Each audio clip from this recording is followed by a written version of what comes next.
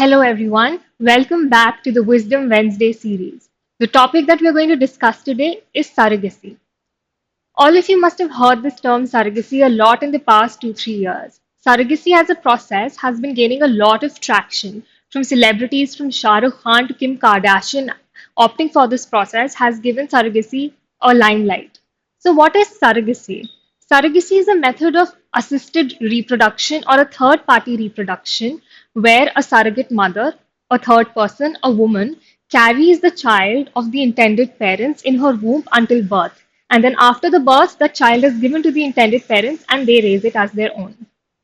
So there are certain types of surrogacy that we need to understand. So the first is traditional surrogacy. In traditional surrogacy, the surrogate mother is artificially inseminated with the sperms of the intended father, and the egg is of the surrogate mother herself. Then the second type is a gestational surrogacy. In gestational surrogacy, using IVF technologies, the egg of the intended mother and the sperm of the intended father are fused and an embryo is created. And then that embryo is planted in the surrogate mother.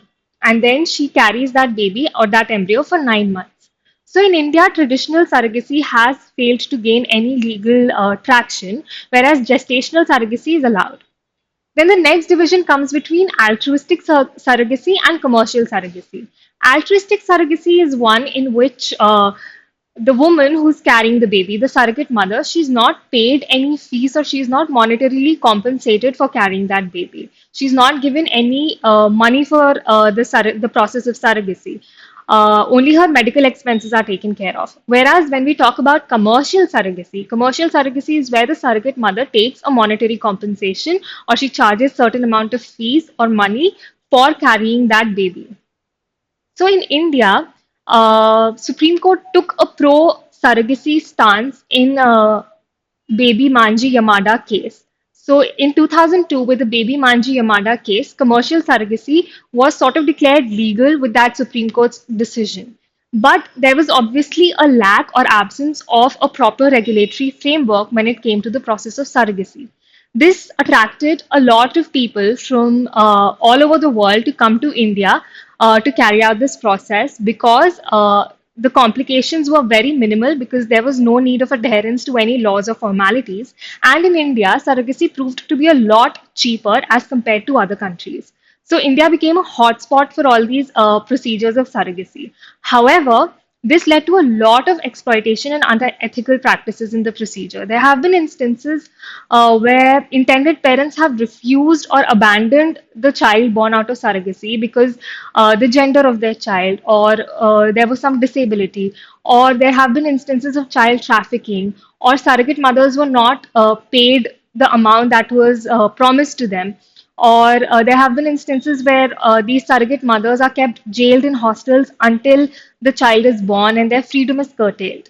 Keeping all this in mind, and all these social, ethical, and legal concerns that were coming up time and again, there was an ardent need felt for creating a regulatory framework when it came to surrogacy in India.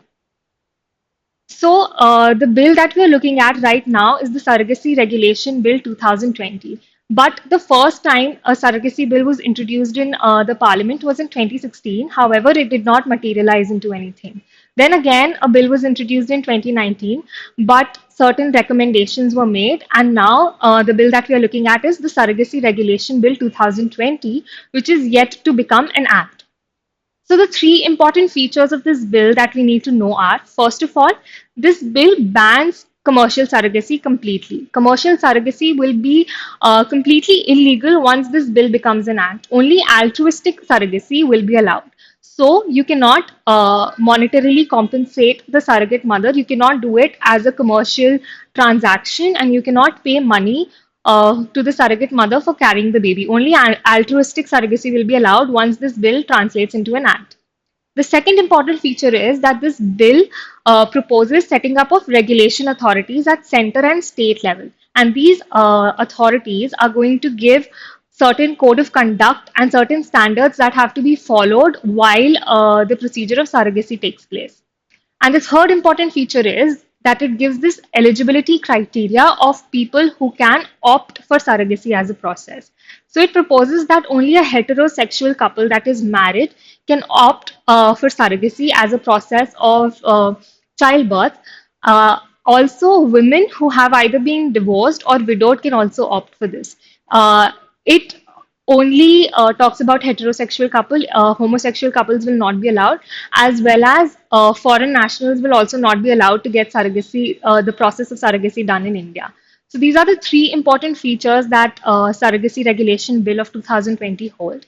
However, there is still a lot of debate and discussion going on as to the ban on commercial surrogacy and if surrogacy regulation bill fulfills the purpose of creating a regulatory framework or not. So, let us know what your thoughts are on surrogacy and the surrogacy regulation bill in the comments below. And follow us on our social media handles, and you can contact us on our one stop contact. And thank you so much for watching.